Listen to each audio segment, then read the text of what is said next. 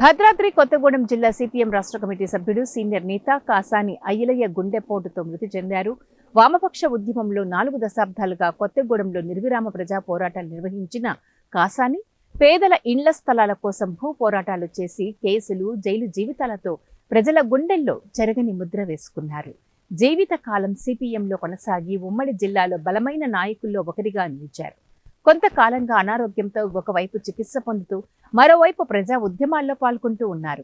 Dialysis చేస్తున్న క్రమంలో ఒక్కసారిగా గుండెపోటుకు గురై ప్రభుత్వ ఆసుపత్రిలో మృతి చెందారు. కాసాని అయ్యలయ్య మృతదేహాన్ని సిపిఎం కార్యాలయానికి తరలించారు. కార్యకర్తలు భారీగా తరలివచ్చారు. CPM, CPI, Congress, TDP, BRS నాయకులు సందర్శించి కాసాని మృతదేహానికి నివాళులు అర్పించారు. సంగారెడ్డిలో సిపిఎం రాష్ట్ర మహాసభకు హాజరు కావాల్సి ఉండగా వారి మృతి రాష్ట్ర పార్టీ నాయకులను కలిచివేసింది. సంగారెడ్డిలో ఉన్న రాష్ట్ర నాయకత్వం ఆదివారం జరిగే అంత్యక్రియలకు హాజరు అవుతారని సిపిఎం నాయకులు తెలియజేశారు.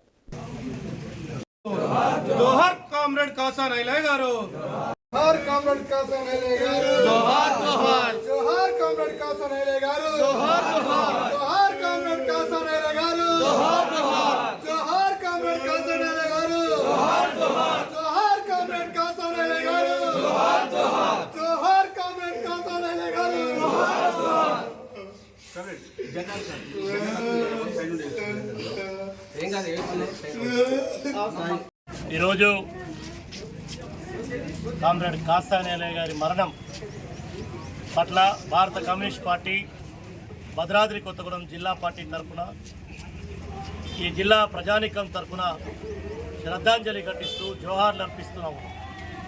కామ్రేడ్ కాసాని అయ్యలయ్య గారు సుమారు ఒక 5 దశాబ్దాల కాలం నుంచి ఈ ప్రాంత ప్రజల తరఫున, పేదల తరఫున, రైతాంగం, వ్యవసాయ కూలీలు, కార్మిక వర్గం, మహిళలు, పేద ప్రజల తరఫున ఒక గొంతుగా ఈ ప్రాంత ప్రజల తరఫున పనిచేసినటువంటి వ్యక్తి, సుపరిచితుడు, ఒక ధైర్యవంతుడు, మొండి పట్టుదల కలిగిన వ్యక్తి. కమ్యూనిస్ట్ పార్టీ పట్ల, ఈ సిద్ధాంతం పట్ల, ఈ ఉద్యమం పట్ల అచంచలమైనటువంటి విశ్వాసం కలిగినటువంటి వ్యక్తి. సిపిఐఎం పార్టీని ఈ ప్రాంతంలో నిలబెట్టడంలో, ప్రజా సంఘాలని కాపాడటంలో అయ్యలయ్య గారు ప్రధాన పాత్ర వహించారు. అటు సిపిఐఎంతో పాటు వామపక్ష పార్టీలైన కమ్యూనిస్ట్ పార్టీ, సిపిఐ, సిపిఎం మధ్య ఐక్యత కోసం కూడా కృషి చేసినటువంటి వ్యక్తి.